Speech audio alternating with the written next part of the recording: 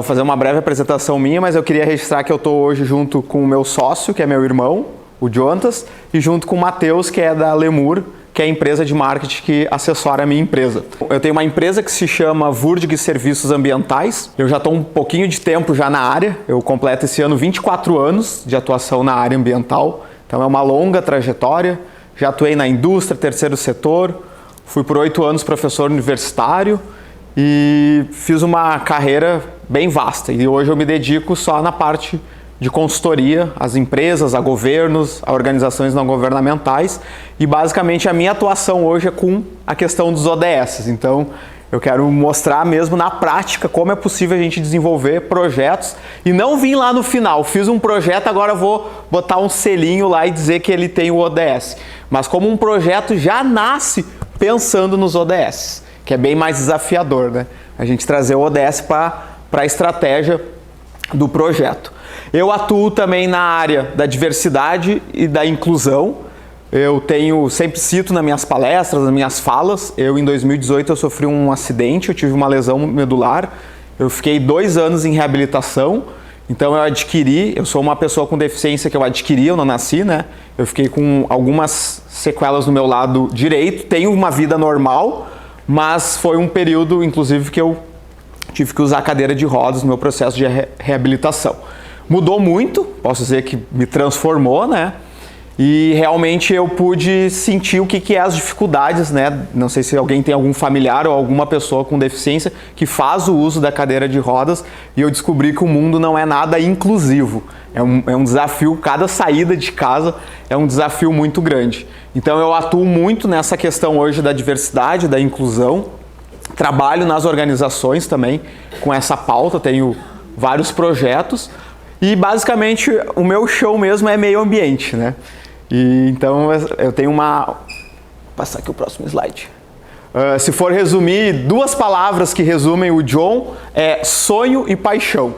Eu acho que eu já fiquei um tempo, óbvio que esse processo da lesão foi muito difícil encarar, né? Porque eu fiquei afastado do trabalho, enfim, foi muito desafiador e eu fiquei um tempo sem sonhar. E eu acho que é muito triste, acredito eu, né, quando a gente perde essa capacidade. Eu fiquei muito feliz, eu sou muito observador, sou um geminiano, e no início eu estava vendo vocês aqui falando dos projetos, falando de vocês e o brilho no olho.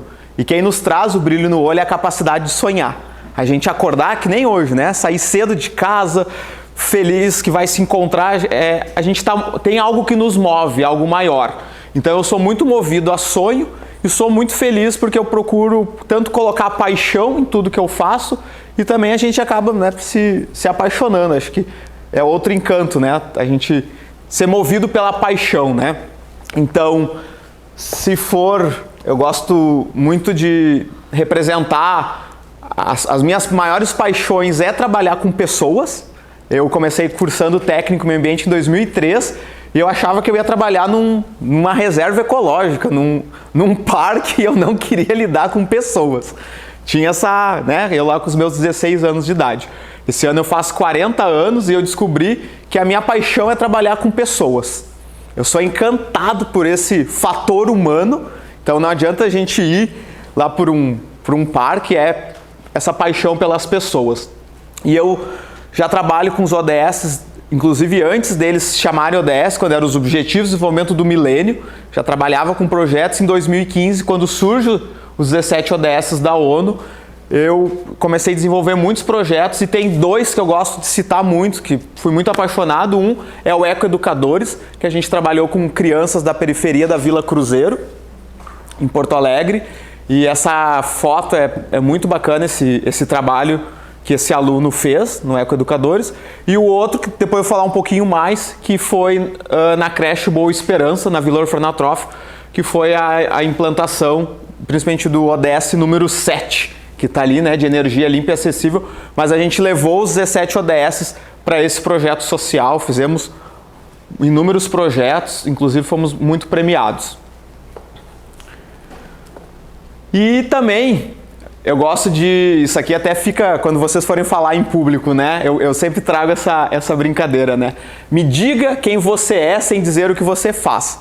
Eu inverti um pouquinho, eu comecei dizendo, né? Já falei que que eu sou técnico em meio ambiente, que eu também sou engenheiro ambiental, tenho um mestrado em planejamento urbano, tenho 4 pós-graduações na área de meio ambiente, mas eu acredito eu que, indiferente de tudo isso, quem eu sou, né? Então eu sou uma pessoa muito ligada à família. Ali está a foto da minha avó Jaci e da minha mãe.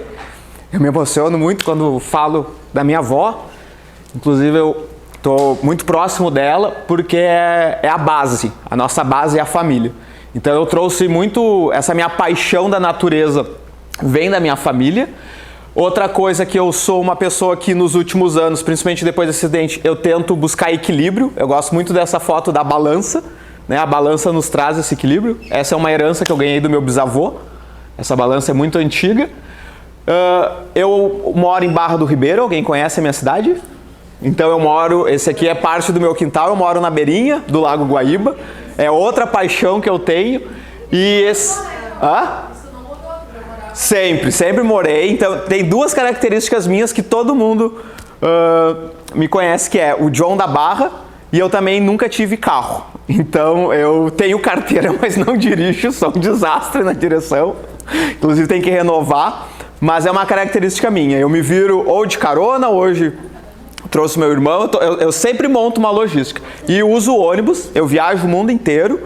Assim, eu já tirei um ano sabático, assim, viajando e 0 carro, né? E sou muito apaixonado por Uber. Não é que eu sou contra o automóvel, é eu que não. Porque a gente precisa, né? Hoje estava vendo aqui... E anda de caiaque. E ando de caiaque, stand-up. E esse aqui é os meus 2 cachorros, o branco e a lupa. E hoje eu tenho um privilégio muito grande que boa parte da minha alimentação eu produzo. Então também quando a Aline me mandou o projeto da horta, junto com a CUFA, que vocês desenvolveram, ajudaram, né, fortalecer esse projeto, eu fiquei encantado, porque eu sou um defensor de 2 questões, que é a compostagem, que eu vou falar depois com vocês, e produzir alimentos. Então isso aqui é uma abobrinha italiana da minha casa, tem uma produção bem grande de alimentos, né? E hoje eu vou deixar, esse material todo vai estar disponível para vocês, é uma apresentação online, vocês vão ficar com esse link, tá? E a minha ideia aqui é trazer também ferramentas, trazer vídeos como se fosse um programa de formação. A minha ideia é que todo esse conhecimento que vocês adquirem hoje, vocês possam multiplicar. E eu sempre tento, quando eu começo a falar dos ODS, eu não gosto de começar a falar dos ODS sem passar esse vídeo que está no YouTube, um vídeo da ONU, que se chama Não Deixar Ninguém para Trás. Esse vídeo, depois que eu não sei se alguém já assistiu, sempre também pergunto isso. Eu adoro quando passo pela primeira vez pro pessoal, porque ele é um vídeo impactante. Então eu pedi para vocês se concentrarem mesmo, ele é um vídeo que mexe com as nossas emoções.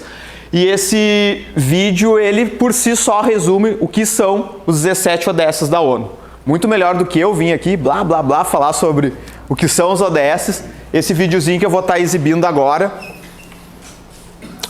vai nos dar uma boa aula em pouquíssimos minutos. Bom, pessoal, esse vídeo é bem impactante. Para todo mundo foi a primeira vez? Não, alguém já que bom. Então ele traz uma mensagem. Então, primeiro ponto, é uma alçada muito delicada. Porque o que a gente entra em 2 contrapontos? Primeiro, a gente tem uma realidade, que é por isso que eu quero trabalhar com vocês aqui. Os meus próximos slides é só sobre realidade. E o segundo, a gente tem a nossa opinião, as nossas crenças, os nossos valores e a nossa história de vida, que faz com que a gente geralmente se compare. Então, eu já trabalhei muito com comunidades indígenas, por exemplo. E às vezes eu chego numa comunidade, eu tenho toda uma formação minha cultural que veio da escola, da minha família, da interferência dos meus amigos, do que eu estudei. E que é diferente, que me fez um ser, em termos cultural, diferente daquela comunidade que eu vou trabalhar. Então a gente tem hoje um grande desafio, que é essa questão de lidar com uma realidade local e pensar em projetos que às vezes a gente, como tu falaste muito bem, eu às vezes chego em algumas comunidades e penso, por que não é assim? Mas tem que saber se a comunidade quer. Então é um ponto bem desafiador. Então às vezes a gente quer mudar uma realidade de alguma comunidade, de algum projeto, e eles não querem. O que é muito Óbvio, melhor é a gente fortalecer o que já está sendo feito, como a questão que vocês trouxeram da horta, né? Então já tinha sido feito um projeto, vocês entram lá para fortalecer esse projeto. Isso é muito bom, porque a questão de construir uma cultura, mudar uma cultura, leva muitos anos. Muitos anos. Então, como vocês trouxeram essa questão da moradia, muitas vezes não é só dar a moradia, tem todo um processo, e cada realidade é uma realidade. Então, não posso comparar, o município tal, as pessoas ganharam a casa, todos destruíram, o outro, não, as pessoas melhor. Então, assim, cada realidade é uma realidade. E outro processo que é muito difícil para nós é esse aqui, a gente escutar as pessoas. Então a gente sempre chega de uma localidade já com o juízo de valor. Eu já tenho lá, porque está errado, porque vocês moram num lixo, porque vocês são relaxados. E uma frase que eu trago para vocês no meu aprendizado desses 20 e tantos anos, uma frase que eu aprendi há pouco tempo, que se chama: nada sobre nós sem nós. A mesma coisa esse é o mês de março, e eu começar, não, porque a mulher, porque as mulheres no mercado de trabalho, porque as mulheres isso. Eu não sou uma mulher, eu posso trazer um dado técnico e dizer, há um cenário de desigualdade lá do ODS 5, apresento, tudo bem. Mas há o espaço de voz, quem sabe o que passa a mulher no mercado de trabalho, a questão do assédio, tudo que a gente sabe é a mulher. Então esse exercício a gente tem que começar a se policiar, principalmente quando se trabalha com os projetos sociais, que é a realidade das pessoas, né? Às vezes até o nosso tom de voz, quando a gente fala aquelas pessoas, parece que é um outro ser, e a gente tem que ver que somos nós. Quando vocês principalmente estão trabalhando com projetos comunitários, a gente fala a nossa comunidade, e aí dependendo do território que eu vou atuar, o impacto, por exemplo, aqui do polo petroquímico, pode ser nesses municípios, pode ser no município da região metropolitana, né? A própria empresa foi apresentado todo o projeto global, né? A preocupação, né, com a questão da segurança em termos de mundo. Então depende do meu raio, né? Como a gente diz, do meu espectro que eu quero olhar. E eu faço um convite para vocês nessa questão da visão sistêmica.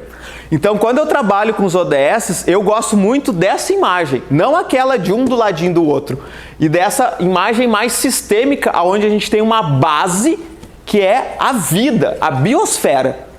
Então, olha só, se a gente for pensar, sei lá, 50 anos atrás, como é que era esse meio ambiente natural aqui?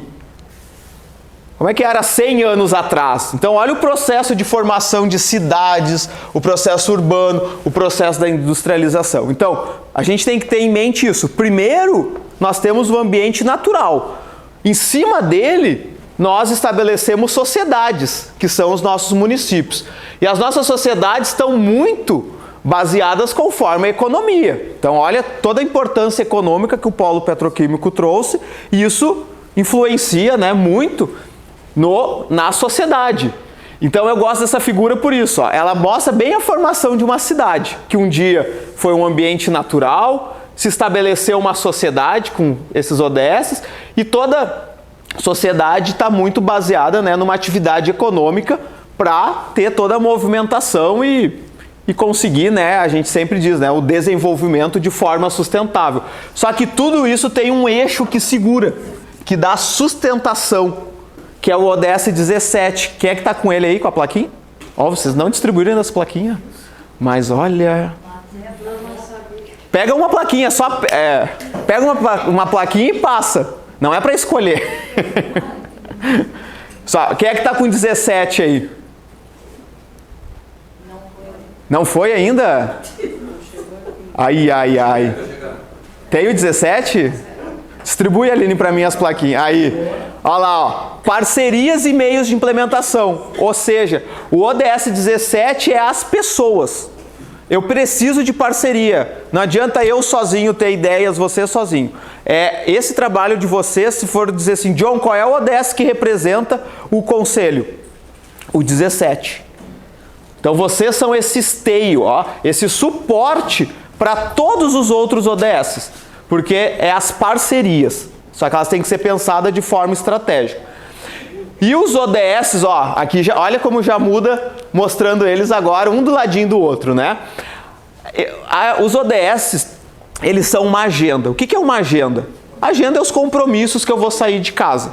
Só que quando eles foram lançados em 2015, lá em Nova York, o que a gente precisa entender? Eles são 17 objetivos que se desdobram, isso aqui é bem coisa pensada até para as empresas, bem planejamento estratégico. Ó. 17 objetivos que se desdobram em 169 metas. 169 metas. Eu já depois vou mostrar um exemplo. E essas metas se desdobram em 247 indicadores. E a gente pode chamar então os ODS, essa estrutura, né, como um framework. É uma estrutura que vai ajudar no planejamento de empresas, de governos, de projetos e da nossa casa, inclusive. Porque eu posso trazer os ODS para dentro da minha casa. Eu vou mostrar um exercício para vocês depois. Então a gente precisa entender isso, que os ODS eles são uma estrutura. E volto a dizer, não é eu desenvolver o meu projeto, agora ele está prontinho, eu vou lá e busco um selinho. Então eu quero fazer, quem é que está com o ODS 12 aí? A gente fez um projeto sobre resíduo, como vocês apresentaram. Ah, agora está pronto o projeto, a Aline pediu para vir fazer uma apresentação sábado de manhã. Ah, eu acho que eu vou botar o selinho do ODS 12 na minha apresentação. E aí coloco. Não, o projeto tem que ser pensado com o ODS. E aí como é que isso funciona? Conhecendo eles. Eu preciso conhecer os ODS. O que a Aline pediu para mim? John, agora eu vou chamar o ODS, daí vem aqui na frente, tá? Então, a Aline pediu que eu abordasse o ODS 6. Quem é que está com ele? Levanta e vamos participar. Agora tem que interagir. O 7. Quem é que está com 7? Ah, viu? Agradeço a Aline, ela que fez isso. O 11. Vamos lá, gente, rapidinho. O 12. 13, 14, 15. Olha só esse time de peso. Vamos botar em ordem, tá? Isso, pode botar em ordem, exatamente. Boa. Então, hoje nós vamos conversar, tá? Sobre esses ODS aqui, tá bom? Mostrem bem pro pessoal. 6, 7, 11, 12, 13, 14 e 15. E nós vamos conversar sobre eles estrategicamente, ou seja, como eu desenvolvo projetos com esses objetivos. Nós não vamos querer dar conta dos 17, é muito. Então nós vamos estrategicamente focar nesses, tá? Memorizaram bem aí quais são? John, são os relacionados ao meio ambiente. Saúde e segurança. Saúde e segurança. Isto, boa pergunta. Eu acho que eu tenho um que tem tudo a ver com todos eles. Então, olha só, os relacionados à biosfera, tá? São os 4 ali que estão contemplados aqui. Então, dá um passinho à frente para nós. O 15 e o 14, por favor. O 6 e o 13, tá? Então, esses aqui estão relacionados diretamente, todos têm relação com o meio ambiente, mas esses são diretos, como eu mostrei, ó, a base. Em relação à sociedade, a gente então tem o 11 e o 7, tá? E especificamente economia, nessa figura, lá atrás pode levantar, ficou agora a nossa amiga lá escondida. O 12, tá? Que é basicamente o que a gente está hoje pisando aqui, que é produção e consumo de forma, né, responsável e sustentável, tá? Então, olha só, esses aqui, como a Aline falou, repete, Aline, para mim. Meio ambiente, saúde e segurança. Isso. Então, esse ano a gente vai estar aqui, né, vou estar trabalhando aí com vocês como a gente desenvolver projetos com esses ODS, tá? Quando a gente fala em saneamento, existe uma palavra-chave para saneamento que se chama universalização. O que é universalização? Acesso para todos. Tá? Isso não é o John que está dizendo. Sabe quem está dizendo isso? A nossa Constituição brasileira. Isso é um direito constitucional. Mas o que é saneamento? O que é o saneamento? É só água saneamento? Exatamente. Então é um elemento. O que a gente precisa entender hoje é os usos múltiplos da água. Tá? Então a água ela tem diferentes usos múltiplos. Aqui eu coloquei, tá pequenininho, desculpa ali, tá? Mas são só alguns que eles são classificados. Isso aqui é uma resolução do CONAMA 357 que classifica esses usos da água conforme a classe da água. Então se eu tiver uma água com classe 4 muito poluída, eu não posso usar ela para agricultura, não posso usar ela para tomar. Os usos são o quê? Menos restritivos. Só que o que essa lei garante, essa legislação, né? Ela garante que todos têm direito aos usos múltiplos. Então hoje a gente precisa entender que basicamente é quem é que usa a água? A indústria, eu uso a questão da pesca, da irrigação, o meio rural e o nosso abastecimento humano. Então hoje o que é a prioridade nos usos múltiplos? Nenhum outros usos pode comprometer o abastecimento humano. Só que a realidade é um pouquinho diferente. E aí, quando eu vou analisar o saneamento, basicamente, o saneamento é uma palavra de origem de latim, quer dizer sanear, limpar, né, manter limpo. O saneamento básico é uma lei, tem uma política nacional de saneamento básico, e ele está muito relacionado à questão da saúde. Então a gente sabe disso. No momento que eu garanto essa universalização, eu melhoro muito os meus indicadores de saúde. Mas o saneamento, o que vocês precisam entender? Ele é composto de 4 áreas. Então, quando vocês forem trabalhar com o ODS 6, que é relacionado à água e saneamento, os projetos vão estar relacionados à questão da água para abastecimento humano mesmo, é abrir a torneirinha e eu ter essa água de qualidade garantida. A questão do esgoto, coletar e tratar, que hoje é o nosso grande problema enquanto Rio Grande do Sul. A questão da drenagem urbana, isso é saneamento, e a gente viu muito a questão da drenagem, a questão das enchentes. Então elas estão muito associadas. Eu moro numa cidade que tem muito problema de enchente, mas não é só a enchente, é a falta de drenagem, a água não tem para onde ir, alaga as casas. E o outro elemento do saneamento é o resíduo sólido, que é o nosso conhecido lixo, tá? Que tecnicamente, o que vocês como conselheiros têm que saber? A palavra lixo, tecnicamente, ela existe? Não. Boa! Não, tem que ser bem firme. Não, John, não existe. Resíduo, exatamente. Então a gente tem uma política nacional de resíduos sólidos, que é uma lei lá de 2010, que diz que, né, se eu procurar lá uma busca, não aparece a palavra lixo. Então, eu tenho o resíduo sólido. E ele recebe diferentes classificações que nós vamos ver daqui a pouquinho, tá? E eu tenho um elemento muito chave quando eu aumento um pouquinho a minha visão dentro do saneamento, e eu vou principalmente, pode ser técnico, né, a palavra, que é o saneamento ambiental. O que o ambiental inclui junto? Uma coisa que eu sou apaixonado também. E que a gente está fazendo agora, nesse exato momento. A educação ambiental. O acesso à informação. Então, aqui dentro, pessoal, também está, em todos esses 4 aqui, é muito importante o quê? A educação ambiental. É o que vocês falaram. A questão da educação ambiental, ela, infelizmente, eu trabalho muitos anos com escolas e eu vejo que as escolas foram deixando de lado. Hoje eu entro em escolas, John, vamos fazer projetos de meio ambiente, vamos. E aí eu disse, por onde começar? Pelo resíduo, pela composteira. Então assim, a gente hoje vê muito, tem uma amiga minha que fala, né, evento. Ela pica um monte de papelzinho e diz, a gente tem muito evento ambiental. Ela pica os papelzinhos, coloca na mão e diz, evento. Aquilo se perde. Então eu não tenho mais aqueles projetos permanente e contínuo nas escolas. Então chega agora dia da água, todo mundo faz ação, põe criancinha com jaleco, tira fotinho, vai para o Instagram. Mas o que eu tenho de permanente e contínuo de educação ambiental? E eu consigo educar alguém? Eu consigo conscientizar. A educação ambiental ela é um processo no qual o indivíduo que vai ter que se despertar. Tá? Então, Olha quando a gente vai para o aspecto da saúde. Eu tenho várias pessoas que às vezes não têm bons hábitos de saúde, como a gente vê a questão do tabagismo. Quantos anos as campanhas?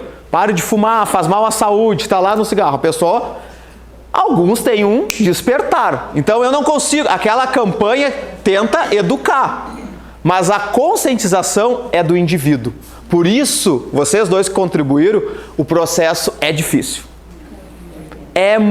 Falaram ali, né, sobre, é muito lento, porque é do indivíduo. Esse processo da educação é dele. E o que a gente faz, então? A gente leva a educação ambiental para conscientizar. O atual estado que a gente está de colapso ambiental, e não sou eu dizendo, tá? É muitos estudos da ONU, e não é só a questão mudança climática. É o cenário cidade, tá? Eu sou um cara que toma banho no Guaíba há 40 anos. Esse ano é o ano que eu mais me surpreendi com a quantidade de resíduos na praia, dentro do Guaíba, enfim. Principalmente o que? É o que eu tô vendo. As pessoas saem e deixam. Então, assim, o que eu tô vendo eu não sei se é o pós-pandemia, o que é, mas eu sou muito observador que a gente está precisando de um despertar muito grande no adulto também. E não dá para botar essa responsabilidade na criança. Quando construir os projetos, busquem os indicadores da realidade. Olha só. Aqui são alguns do saneamento, tá? Então a gente sabe que hoje a maioria dos brasileiros tem acesso à água tratada, mas a gente tem hoje um cenário muito grande da questão da falta de coleta do esgoto, de tratamento do esgoto e muitas doenças vinculadas a isso. Então a gente, por exemplo, quantas pessoas foram para a praia no verão e tiveram surtos de diarreia, de vômito, principalmente as crianças, porque a praia está imprópria para banho, seja no Rio Grande do Sul, seja em Santa Catarina. Então a gente tem muitos indicadores. Na questão do ODS 7, energia limpa e acessível. Esse ODS, ano passado eu ganhei um prêmio com ele de um projeto que eu desenvolvi também lá na Vila Orfanatrof, no Sencor, que ele ganhou esse prêmio descarbonário, que é um prêmio de uma ONG internacional, que é o The Climate, que é a ONG daquele ex-presidente dos Estados Unidos, do Al Gore. E o que a gente fez? Uma ação super simples. A gente instalou painéis solares, conseguimos um financiador, não é o meu, e colocamos painéis solares nesse centro comunitário. E olhem só, a gente ficou 2 anos desenvolvendo o projeto, trabalhando com os ODS, e a escola, a creche pagava R$ 1.800 de conta de luz e veio para uma fatura de menos de 200. E aí eles conseguiram investir esse dinheiro em ar-condicionado, chuveiro para os berçários e a questão da alimentação.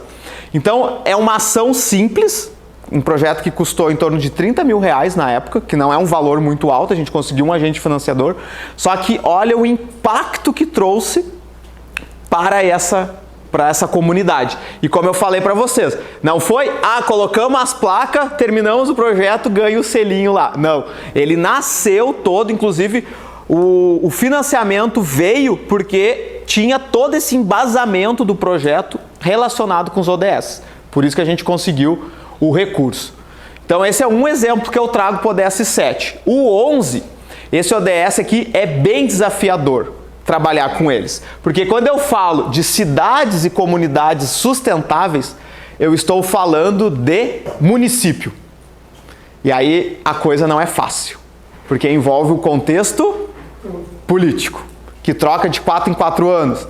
E a maioria estão nem aí para a questão ambiental, sendo bem realista. Então, hoje, o Brasil é o único país no mundo que tem essa ferramenta aqui. Isso aqui é um dashboard, um painel, aonde para os mais de 5.500 municípios brasileiros eu entro, isso aqui não é do governo, isso aqui é do Instituto Cidades Sustentáveis, eu clico nos municípios e vejo como é que está o desempenho deles em relação aos ODS. Como se fosse um semáforo, uma sinaleira, o verde quer dizer que está atendendo, o médio amarelinho e vermelho muito baixo, quer dizer que não atende. E eu vou ver para essa situação, então eu olho o objetivo, a meta e o indicador. Olha que processo de gestão. Então, os 4 municípios que estão aqui, fica esse desafio vocês fazerem esse tema de casa, entrar, é só botar no Google ali, ó, IDSC, né, que é o Índice de Desenvolvimento Sustentável das Cidades. Ele já está atualizado, foi atualizado ano passado. E o que eu trouxe, por exemplo, o recorte do ODS 12, tá, que tem 3 indicadores.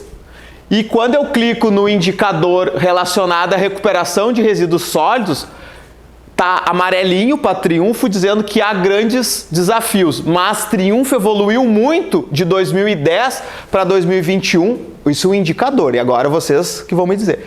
Em relação ao percentual da coleta seletiva, ou seja, a taxa de reciclabilidade.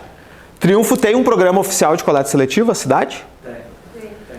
Olha que maravilha. Isso aparecendo aqui agora, ó. Então, deve ser John, mas Triunfo recicla só 11%? Que baixo. Gente, isso é muito alto. Sabe qual é a média Brasil? Quem chuta aí? 4%. 4%. Qual é a média Porto Alegre? Gastando 30 milhões por mês na gestão de resíduos, com 18 cooperativas contratadas pela prefeitura? 2%.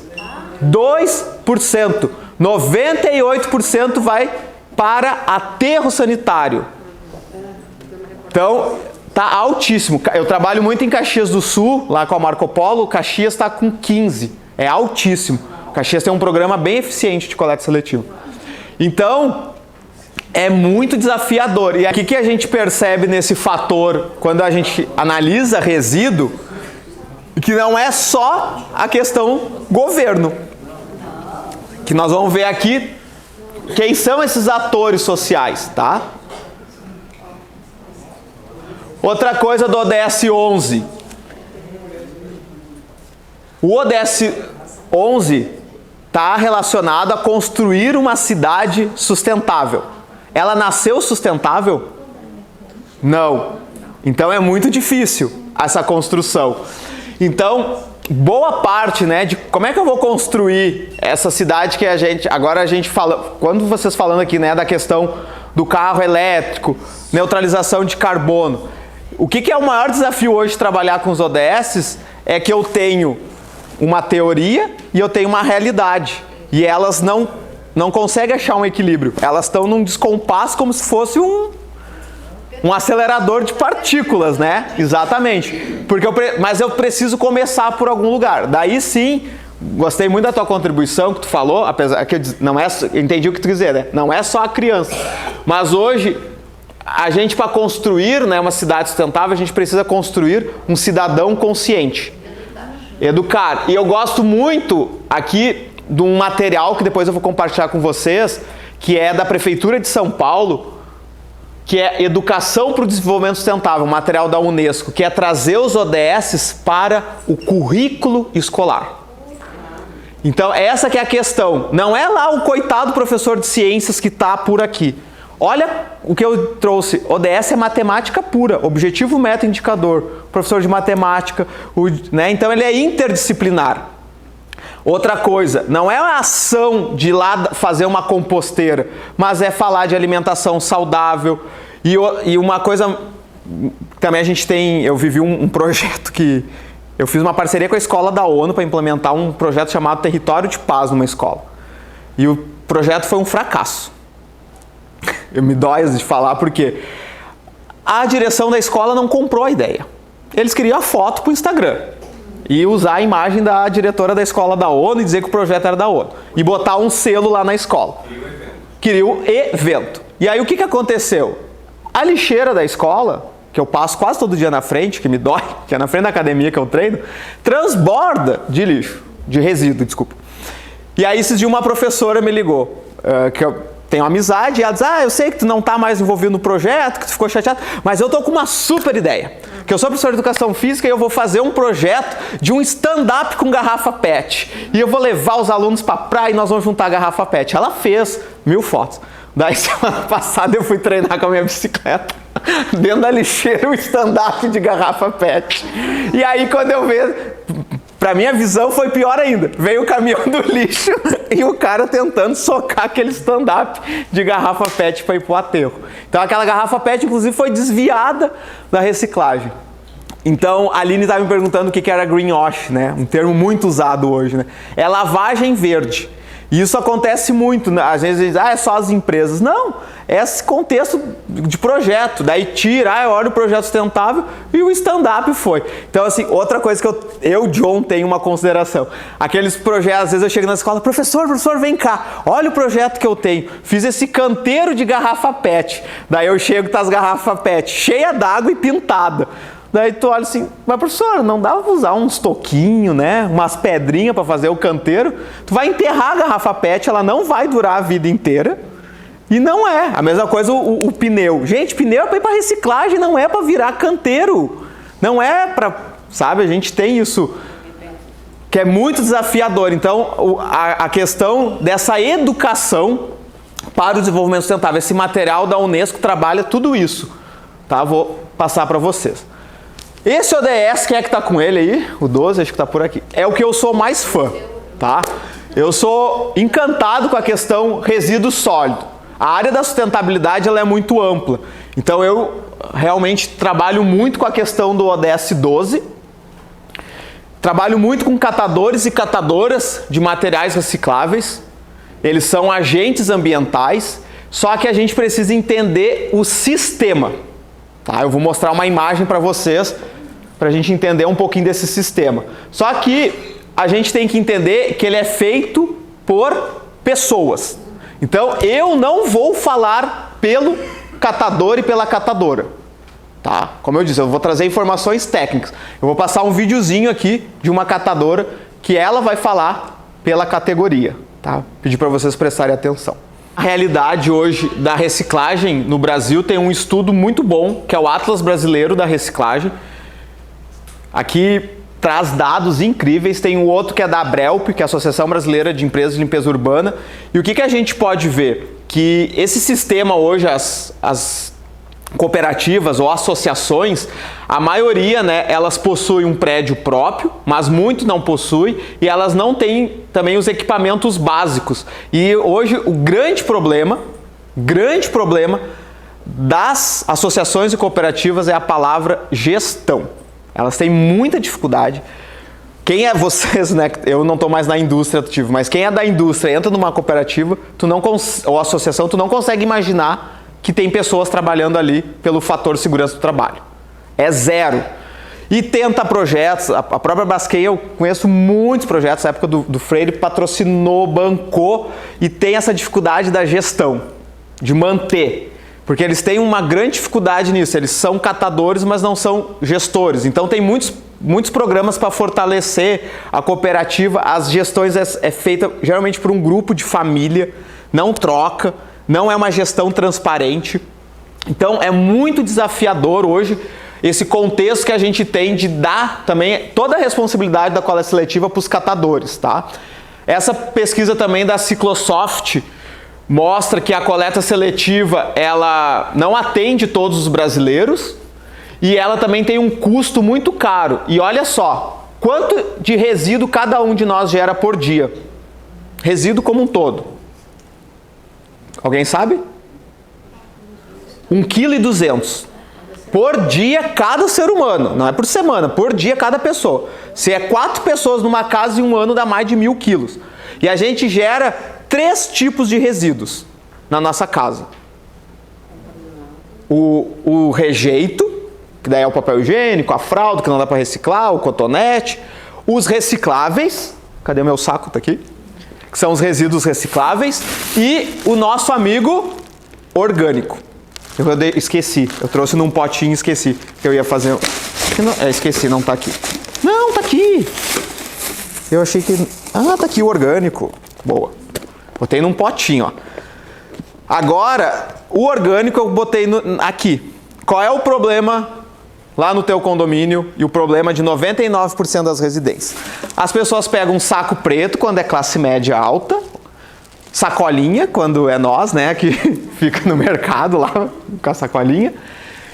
E quando é classe média alta é o saco azul transparente. Isso eu aprendi nos galpões, que tu sabe pela cor do saco qual bairro veio o resíduo. Agora, aqui dentro, gente, eu coloquei só material reciclável. Nobre, como latinha, PET, papel, plástico, tá? Mais latinha. Agora imagina eu colocar isso aqui, fazer isso aqui, ó. E é o que acontece, gente. Meus vizinhos não me aguentam mais, que eu tiro foto deles e boto lá nas minhas redes. E aí chega o catador e ele aperta o saco e diz: tem latinha.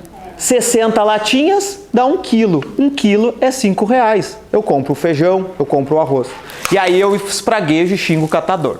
Ah, aquele catador rasgou o saco da frente da minha casa, enfim, sujou tudo. E aquele orgânico caindo e a varejeira e tudo. Então, assim, é muito difícil hoje a gente lida com isso. A gente tem um contexto das desigualdades sociais e nós temos também essa questão que as pessoas não separam, E depois que a gente começa a separar, fazer compostagem, eu chego na casa de alguém e está tudo misturado, eu não me aguento. É que nem eu brinco às vezes, aniversário de 1 aninho pararam de me convidar, porque eu ia para dentro das lixeiras.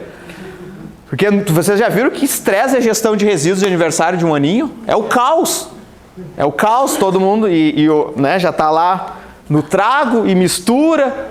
Então, assim, a gente tem que trabalhar hoje com coleta seletiva com a tríade. É, no mínimo, essas 3 separações, essas 3 frações. Diga. Vai. Às vezes o próprio catador é relaxado. Porque ele vai lá e faz o quê? Tu diz pra ele: não, aqui eu só tenho, tá tudo separado. Ele faz o quê? Ele vai lá na outra sacolinha que tu disse que não tem nada, rasga a sacola, o lixo, ou seja, o saco preto ou azul, e olha e deixa lá. Eu vou entrar nessa alçada agora dos catadores.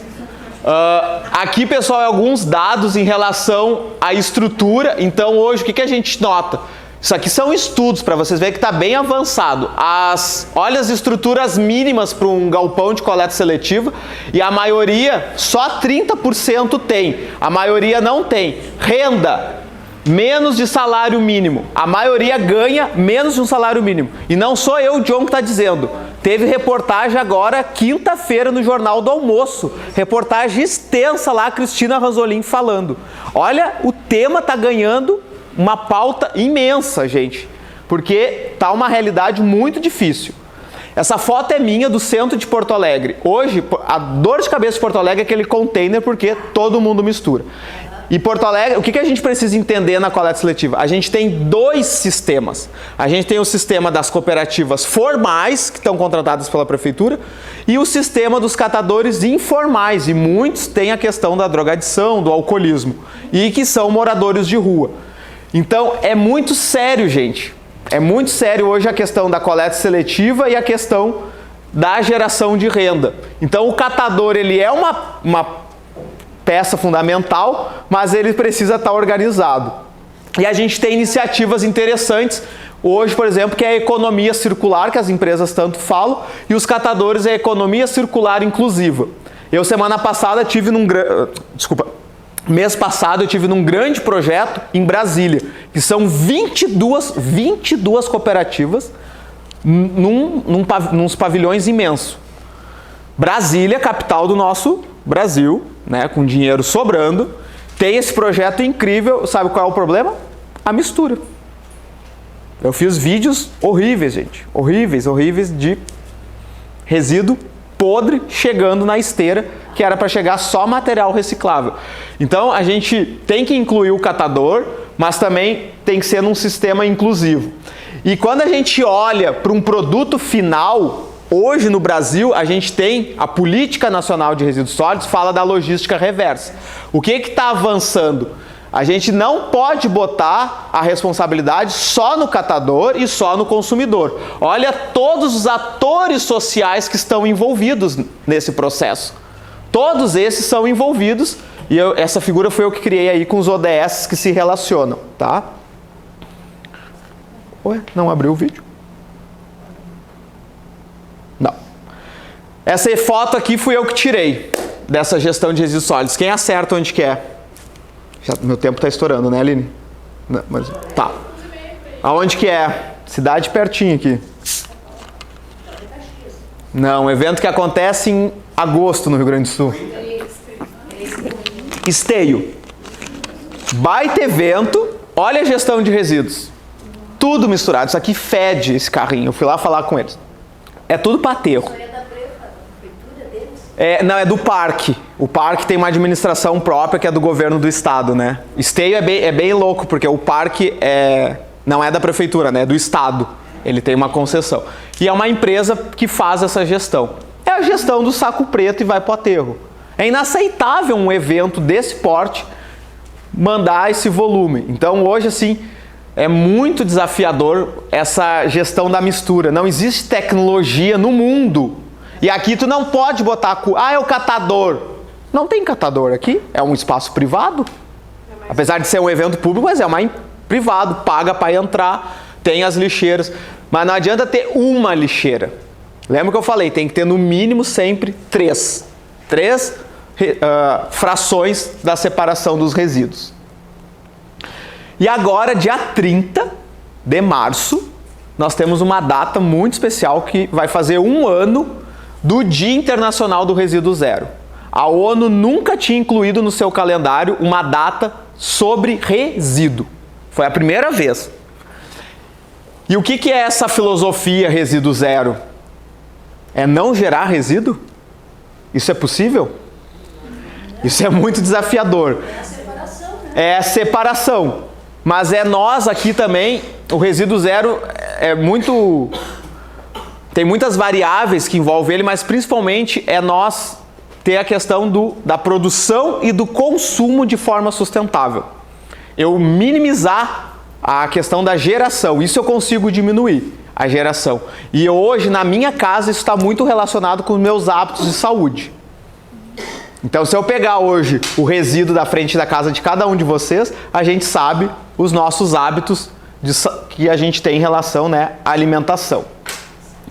Gente, o ODS 13, saindo agora de resíduo, relacionado às mudanças climáticas, é o ODS que mais é muito difícil ele vir sozinho. É um ODS que está muito relacionado com esses outros aqui. Cidade, a questão do saneamento, porque resíduo é a 3ª maior fonte de emissão de gás de efeito estufa. A questão do desmatamento, que é o ODS 15. E também a questão hoje da poluição dos rios e o contexto das mudanças climáticas, principalmente com os eventos extremos, as enchentes, que a gente sofreu muito em 2023. E não tem como eu falar em mudança climática se eu não falar em cidades. As cidades não estão preparadas para os eventos climáticos extremos, que isso tende somente a piorar. Não é eu dizendo, são cientistas, isso está comprovado.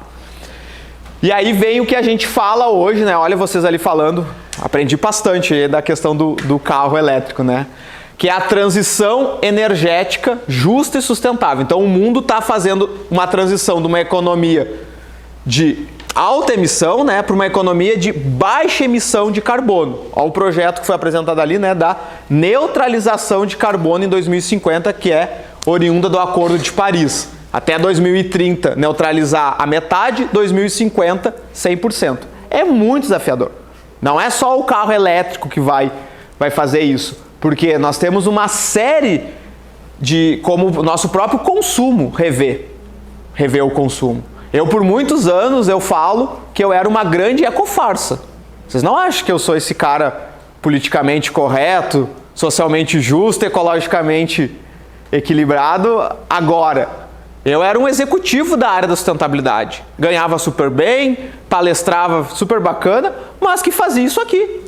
Botava o saco misturado na frente de casa, não tinha tempo, enfim. Eu passei por todo um processo de mudança, de conscientização, aonde foi primeiramente a minha alimentação que eu mudei. Então eu era o cara que comprava a pizza de caixinha, a lasanha, que comia miojo. Mudei toda a minha alimentação e aí, a partir dessa mudança, eu mudei o quê? O meu consumo. Comecei a me conectar com a minha casa, fazer compostagem e fazer a minha horta. Então uma coisa foi desencadeando a outra. É fácil? Não. Mas é um processo que eu passei. John mora em apartamento, não tem como fazer, que eu escuto muito isso, Tem, a gente sempre consegue, dá um jeito. Mas a gente hoje tem esse reflexo, assim, que é esse despertar, principalmente cada um tem um motivo de vida. A gente precisa, não tá aqui, a Aline não pediu, mas um ODS que eu venho trabalhando muito, que ele apareceu lá na figura do ODS do saneamento. Eu botei ele escondidinho, que é o ODS 3. Para mim, hoje é um dos ODS fundamentais e as empresas estão trabalhando muito com esse ODS, que é o que é o ODS 3? Quem está com ele? Saúde e bem-estar. Isso, levanta aí para nós, olha lá, ó, o Carlos. Saúde e bem-estar. Por quê? O que eu posso dizer? Que as nossas cidades estão doentes, mas a nossa população também está doente. Eu não sei vocês, eu estou muito assustado que as pessoas do meu círculo de amizade, academia, amigos e familiares, muitas pessoas com câncer. Isso foi avisado, o Rio Grande do Sul está vivendo uma epidemia de câncer. E muitos relacionados à questão da saúde.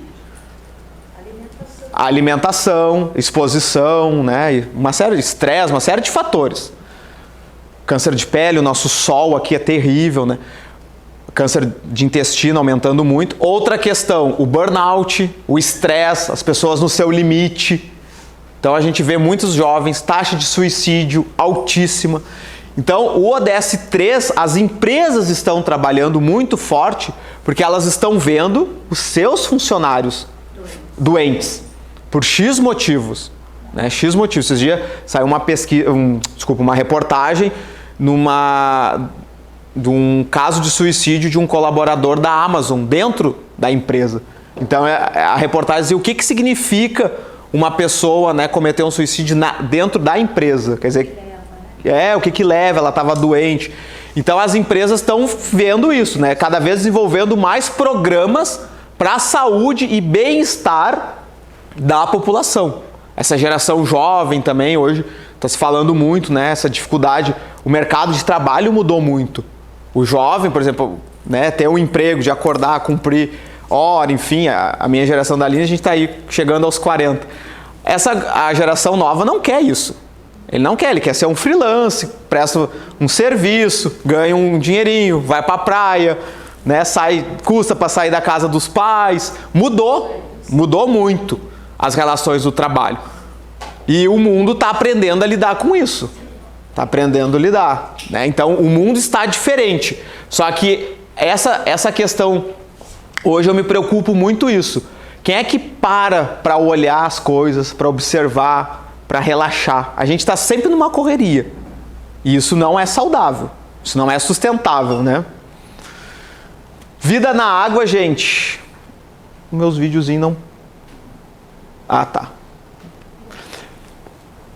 O que nós temos agora, dia 22 de março? Dia Mundial da Água, que foi instituído em 1992, lá na Eco 92 aqui no Brasil. O que é o alerta desse ano? Sempre vem um tema, a ONU sempre diz, tem um tema, olha o desse ano. Tá, eu peguei da página da ONU, tá em inglês, tá? Quem traduz aqui para mim? A água para a paz. Então, a água hoje virou um grande conflito. Não conflito pensando assim só a guerra, mas um conflito, a questão da água.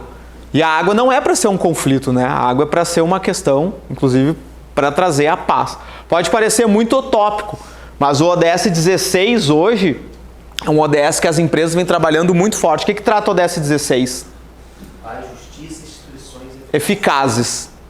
E quando a gente fala em instituições eficazes, é principalmente também o combate à corrupção. As indústrias têm programas muito fortes, né, de código de ética, de conduta, compliance, para se combater a corrupção. E hoje a gente tem grandes problemas, grandes conflitos relacionados com a questão da água. Então é um assunto muito sério hoje, a água, porque ela tem essa questão do contexto de desigualdades. Lembra que eu falei, o acesso à água. E o ODS 15, o último aqui, é o ODS relacionado à vida terrestre. Principalmente taxas de desmatamento, a questão da arborização, a questão bem do contexto das cidades e relacionado à biodiversidade. Sei que vocês já estão cansando, já está dando um sono, estou percebendo em alguns, né? Já estou falando bastante, o assunto é bom. Eu tenho um exercício para vocês para a gente finalizar. Aqui não tem, eu não te pedi canetinha, né, Aline? Acho que não tem, mas daí vocês podem escrever, tá? Eu quero que vocês pensem, tá? Olha só o que eu trago aqui. Objetivo, meta, indicador. Então, eu tenho uma situação que é... Eu vou fazer uma simulação com vocês, tá? Eu sou uma escola pública, aonde não tenho gestão de resíduos, tá tudo misturado, tá? E eu produzo, por dia, a minha escola produz 200 quilos de resíduo. 200, olha só. 200 quilos de resíduos, tudo dentro desse saco preto misturado. Faz de conta que aqui tá aberta tudo misturado, tá? E eu quero que vocês pensem aí, pode ser em dupla, em trio, como vocês estão, tá? Pode formar vários grupos, fiquem à vontade. Que vocês estabeleçam para mudar esse cenário dentro do ODS 12. Quem é que está com ele aí? O 12. Produção e consumo responsáveis. Que vocês vão trazer para mim ações aí, sugestões de objetivo, meta e indicador para mudar essa realidade. Do saco preto com tudo misturado de 200 quilos por dia. Vocês são bem inteligentes, bem criativos e criativas. Então vocês têm 5 minutinhos aí para pensar em grupos.